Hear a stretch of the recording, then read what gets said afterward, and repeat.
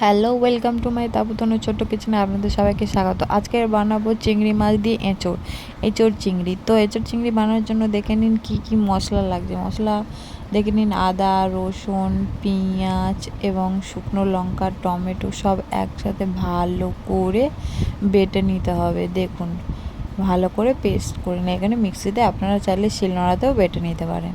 তো এবার চিংড়ি মাছের নুন হলুদ মিশিয়ে নিলাম, তারপর একটু তেল গরম করে নিলাম। কড়াটা গরম হওয়ার পরে তেলটা দেবেন। তো তেলটা দেখুন গরম হয়ে গেছে। এরপর চিংড়ি মাছটা ভালো করে লাল লাল করে ভেজে নিতে হবে। লাল লাল করে ভেজে নেওয়ার পরে চিংড়ি মাছটা আপনারা তুলে নেবেন। তুলে নেওয়ার পর আবারও ওই কড়ার মধ্যে একটু এঁচোড় ভাবিয়ে রাখা ছিল, নুন এবং হলুদ দিয়ে আমি এটা ভেবিয়ে রেখেছিলাম, তাতে আঠাটা ভাবটা চলে যাবে। তো এবারে তারপরে সেই এঁচোড়টা ভালো করে তেলের মধ্যে ভেজে নিলাম। আপনারা চাইলে কাঁচাও ভেজে নিতে পারেন, তবে এটা নুন হলুদ দিয়ে যদি আপনারা জলের মধ্যে ভাবিয়ে নেন তাহলে খুবই ভালো হবে, তাহলে আঠা ভালো ভাবটা চলে যাবে। তারপরে আবারও কড়ার মধ্যে তেল গরম করে তার মধ্যে আলুগুলো দিয়ে দিলাম। আলুগুলো দিয়ে ভালো করে আলুগুলো ভেজে নিতে হবে, ভালো করে লাল লাল করে ভেজে নেবেন। তো আমারও লাল লাল করে ভাজা হয়ে গেছে। তারপর আবারও কড়ার মধ্যে একটু তেল দেব। কড়ার মধ্যে তেল দেওয়ার পরে গোটা গরম মশলা এবং তেজপাতা দিয়ে দিলাম। তেজপাতা দিয়ে দেওয়ার পরে কুচনো পেঁয়াজগুলি দিয়ে দেবো। কুচু কুচু করে কেটে রাখা পেঁয়াজগুলি ভালো করে লাল লাল করে ভাজতে হবে।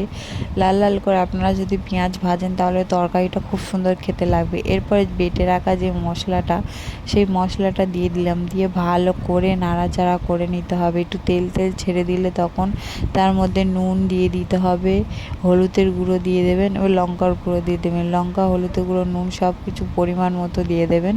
এখানে 2 চা চামচ লঙ্কার গুঁড়ো ইউজ করা হয়েছে, 1 চা চামচ হলুদের গুঁড়ো এবং স্বাদ মতো নুন ইউজ করা হয়েছে। এবং তারপরে দিয়ে দিলাম জিরের গুঁড়ো। জিরের গুঁড়ো দেওয়ার পরে তার পরে দিয়ে দিলাম একটুখানি ধনের গুঁড়ো। জিরে এবং ধনের গুঁড়ো দিয়ে দিলে তরকারি ভীষণ সুন্দর টেস্টি লাগে। তো এবার সব ভালো করে একসাথে একটু কষিয়ে নেওয়ার পরে ভেজে রাখা এঁচোড় দিয়ে দিলাম এবং ভেজে রাখা আলু দুটোই একসাথে দিয়ে দেবো। দুটো একসাথে দিয়ে ভালো করে কষিয়ে নেওয়ার পরে জল দিয়ে দিলাম। আপনারা জলটা পরিমাণ মতো দেবেন। তারপরে একটু কিছুক্ষণের জন্য ঢাকা দিয়ে রাখবেন। তো ঢাকা খোলার পরে দেখুন আমার সব সবজি তরকারি ভালো করে সিদ্ধ হয়ে গেছে এবং ফুটে গেছে। তখন আমি চিংড়ি মাছটা দিয়ে দিলাম। চিংড়ি মাছটা একটু লাস্টে দেওয়াটাই বেটার। তো দেখুন আমার তরকারি প্রায় কমপ্লিট হয়ে গেছে। আলুগুলি ভালো করে সিদ্ধ হয়ে গেছে এবং চিংড়ি মাছের মধ্যে ঝোল ঢুকে গেলে আমরা এর মধ্যে দিয়ে দিলাম গুঁড়ো গরম মশলা। গুঁড়ো গরম মশলা দিয়ে দিলে খুব সুন্দর টেস্টি হয়। তো গুঁড়ো মশলা দিয়ে দিলাম। তো আমার রান্না প্রায় কমপ্লিট।